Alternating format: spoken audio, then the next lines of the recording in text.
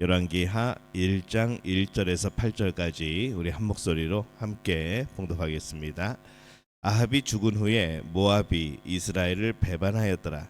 아하시아가 사마리아에 있는 그의 다락 난간에서 떨어져 병들매 사자를 보내며 그들에게 이르되 가서 에고른의 신 바알세부백에 이 병이 낫겠나 물어보라 하니라. 여호와의 사자가 디셉 사람 엘리야에게 이르되 너는 일어나 올라가서 사마리아 왕의 사자를 만나 그에게 이르기를 이스라엘에 하나님이 없어서 너희가 에고른의 신 바알세부백에 물으러 가느냐. 그러므로 여호와의 말씀이 내가 올라간 침상에서 내려오지 못할지라 내가 반드시 죽으리라 하셨다 하라. 엘리야가 이에 가니라. 사자들이 왕에게 돌아오니 왕이 그들에게 이르되 너희는 어찌하여 돌아왔느냐 하니 그들이 말하되 한 사람이 올라와서 우리를 만나 이르되 너희는 너희를 보낸 왕에게로 돌아가서 그에게 고하기를 여호와의 말씀이 이스라엘에 하나님이 없어서 내가 에고른의 신 바알세부백에 물으려고 보냈느냐. 그러므로 내가 올라간 침상에서 내려오지 못할지라 내가 반드시 죽으리라 하셨다 하라 하더이다. 왕이 그들에게 이르되 올라와서 너희를 만나 이 말을 너에게 한 그 사람은 어떤 사람이더냐. 그들이 그에게 대답하되 그는 털이 많은 사람인데 허리에 가죽띠를 띠었더이다 하니 왕이 이르되 그는 디셉 사람 엘리야로다. 아멘. 할렐루야. 하나님의 은혜가 오늘 새벽에 하루의 첫 시간을 주 앞에 드리는 우리 믿음의 가족들에게 함께 하시기를 예수님의 이름으로 축원합니다. 오늘부터 열왕기 하 말씀을 또 시작을 합니다. 특별히 오늘 말씀은 이 아하시아의 불신앙에 대해서 하나님이 경고하시는 그런 말씀을 담고 있습니다. 이 악으로 유명한 이 아합이 죽었습니다. 그리고 그의 아들 아하시아가 이제 북이스라엘의 왕이 됩니다. 근데 그도 악한 사람이었죠. 1절 말씀에 보면은 아합이 죽은 후에 모압이 이스라엘을 배반하였더라 이렇게 기록을 합니다. 아하시아가 왕이 되고 한 2년 후에 이제 벌어진 일입니다. 이제 모압은 북이스라엘의 지배 가운데 있었는데, 근데 이 모압이 배반하여서 북이스라엘에 대항하여서 독립을 원했고 이제 그 뜻을 이루게 된 것이죠. 북이스라엘의 통치 가운데 있던 모압이 북이스라엘에서 벗어나게 되었다는 것은 북이스라엘의 영토가 축소됐다는 것을 뜻합니다. 또 하나님의 심판으로 보는 것이 타당하게 되어지죠. 이 아하시아의 죄에 대해서 하나님께서 경고 성격으로 심판하신 그런 내용이기도 합니다. 이 하나님은 그 백성이 잘못된 길로 가게 될 때에 경고하시기 위해서 때로는 심판하실 때가 있습니다. 그래서 우리는 우리 삶에 의도치 않게 무너지는 많은 부분들에 대하여서 이 하나님의 경고의 메시지가 아닌가 우리는 좀 살펴볼 필요가 있습니다. 아하시아는 하나님의 경고를 듣지 않았습니다. 아마 들을 마음이 없었던 것으로 보이죠. 모압의 반란이 하나님의 심판이라는 것을 깨달을 수 있는 그런 마음이 그에게는 없었습니다. 그래서 하나님은 또 다른 것으로 경고를 하십니다. 2절에 보면은 아하시아가 사마리아에 있는 그의 다락 난간에서 떨어져 병들매 사자를 보내며 그들에게 이르되 가서 에그론의 신 바알세부백에 이 병이 낫겠나 물어보라 하니라. 그의 궁정, 이 왕궁 2층에서 유리창이 없는 그 창문에서 떨어진 것으로 보입니다.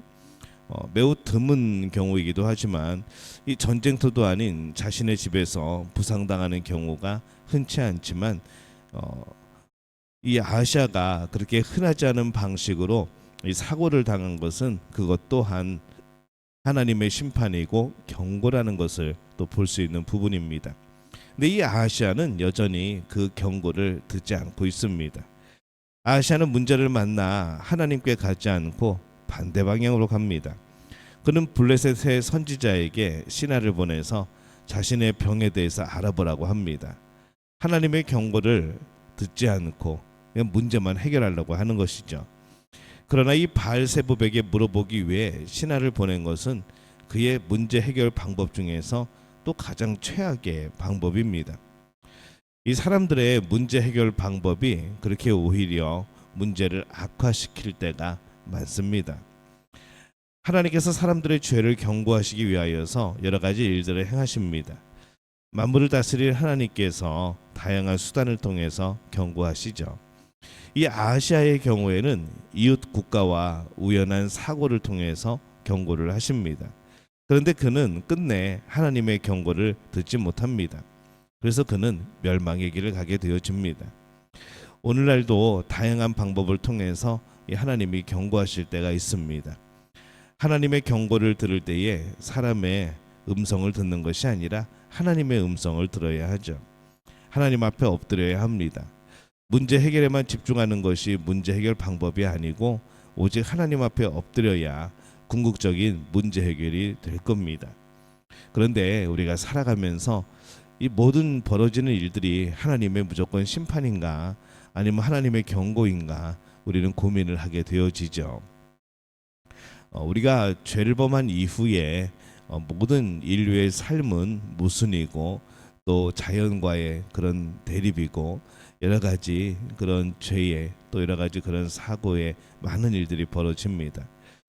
그래서 우리는 그 가운데에 무엇이 하나님의 경고이고 무엇이 그냥 일상적으로 일어나는 일인지 우리는 참 구별하기가 힘듭니다. 근데 대부분 우리들의 마음속에는 무엇이 있는가 하면은 어떤 일들이 벌어졌을 때 우리는 먼저 생각하게 되어지죠. 내가 뭐를 잘못한 것이 있을까? 내가 하나님 앞에 온전치 못하게 행한 것이 있을까? 고민을 하게 되어집니다. 그런 고민을 하게 되어졌다는 것은 무조건 하나님의 경고가 아니라 우리가 하나님의 경고이지 않을까라고 하는 그것을 살펴보기 위한 우리의 신앙이 되어지는 것이죠. 그래서 우리가 어떤 일들을 통하여서 그것이 하나님의 경고이든 아니든 일단은 하나님 앞에서 우리 자신을 늘 돌아볼 수 있는 그런 우리의 마음이 되어야 합니다. 그렇게 됨으로 인하여서 하나님의 경고라고 한다면 그것이 또 깨닫게 되어질 것이고 그렇지 않다고 한다면은 우리는 그럼에도 불구하고 우리의 모든 삶의 일들을 하나님 앞에 아뢰고 하나님의 도움을 구하는 그런 삶의 자세가 되어지는 것이죠. 아하시아가 블레셋 사람을 보냈을 때 하나님께서 급히 엘리야를 보내십니다. 3절에 보면은 여호와의 사자가 디셉 사람 엘리야에게 이르되 너는 일어나 올라가서 사마리아 왕의 사자를 만나 그에게 이르기를 이스라엘에 하나님이 없어서 너희가 에고론의 신 바알세붑에게 물으러 가느냐라고 말씀을 합니다. 이 하나님은 엘리야에게 사자를 보내서 아하시아가 보낸 신하를 도중에서 만나게 하십니다. 아하시아는 하나님의 뜻을 찾아야 했죠. 그런데 바알세붑을 찾았습니다. 그것에 대해서 하나님께서 말씀합니다. 이스라엘의 여호와를 신으로 여기지 않고 바알세붑을 신으로 여겨 찾아간 것은 죄라는 것이죠. 하나님을 무시하는 겁니다. 4절에 보면은 그러므로 여호와의 말씀이 내가 올라간 침상에서 내려오지 못할지라 내가 반드시 죽으리라 하셨다 하라. 엘리야가 이에 가니라 이렇게 기록을 합니다. 엘리야는 아하시아의 신하들에게 아하시아가 반드시 죽을 것이라는 하나님의 말씀을 전합니다. 이것은 또한 선언이지만은 또한 경고이기도 한 것이죠. 우리가 기억해야 될 것은 하나님의 말씀이 운명이 아니라는 겁니다. 이후에 히스기야 왕은 그가 하나님 앞에서 죽으리라 라는 말씀을 들었지만은 결국 그는 또 하나님 앞에 온전히 섬으로 그 모든 죽음도 또 연기되어지고 바뀌어지는 그런 삶을 살게 되어지는 거죠. 하나님의 말씀에 어떻게 반응하느냐에 따라서 길이 바뀝니다. 하나님께서 경고하실 때, 하나님께서 때로는 우리에게 알게 하실 때에 우리가 하나님 앞에 진정으로 엎드릴 필요가 있는 것이죠. 정해진 게 아닙니다. 이제라도 회개하면 어떤 일든 가능한 것이죠. 특히 나쁜 일들은 더욱더 그렇습니다. 왜냐하면 하나님은 우리가 잘 되기를 원하십니다. 우리가 복받기를 원하시는 분이죠.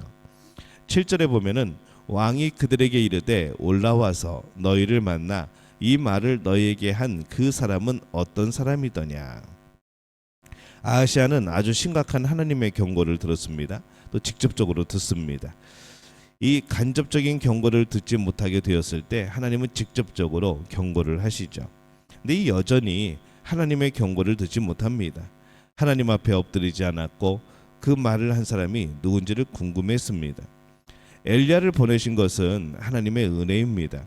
그런데 이 아하시아는 여전히 하나님을 생각하지 못하죠. 여전히 하나님 앞에 엎드리지 않고 다른 것만 보고 있습니다.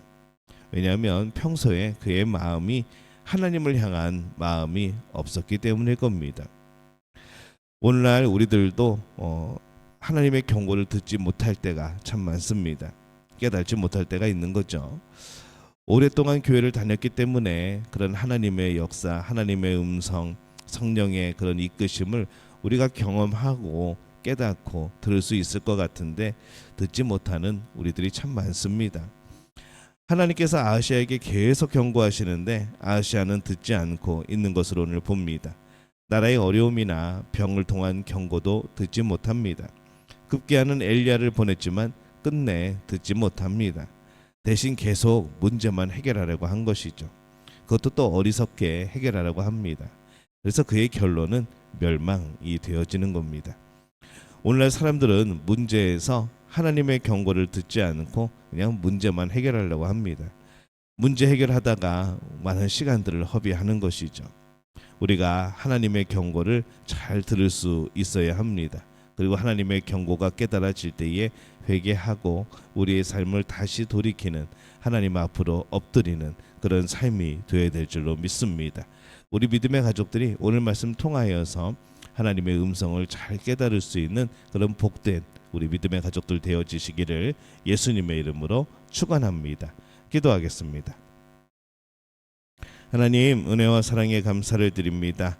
하나님의 음성을 듣고 깨닫는, 또한 하나님의 음성 가운데 경고를 듣는, 또 하나님의 음성 가운데 우리의 나아갈 길을 듣는 우리들 되게 하여 주옵소서. 그 음성을 들을 수 있도록 우리의 영이 깨어있게 하여 주시옵소서. 예수님의 이름으로 기도합니다. 아멘.